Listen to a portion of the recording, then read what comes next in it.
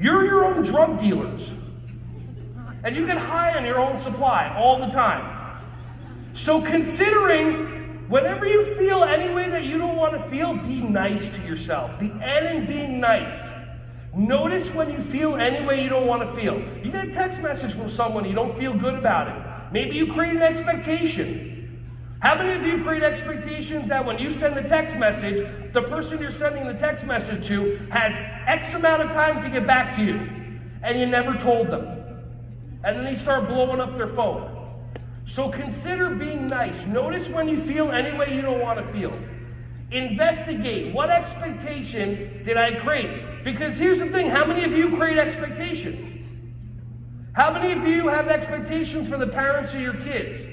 Expectations like they're going to pick their kids up on time?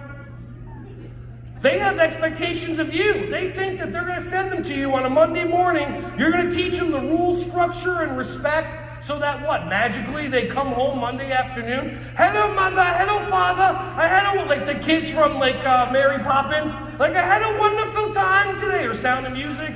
And they're like, hello. It doesn't make sense.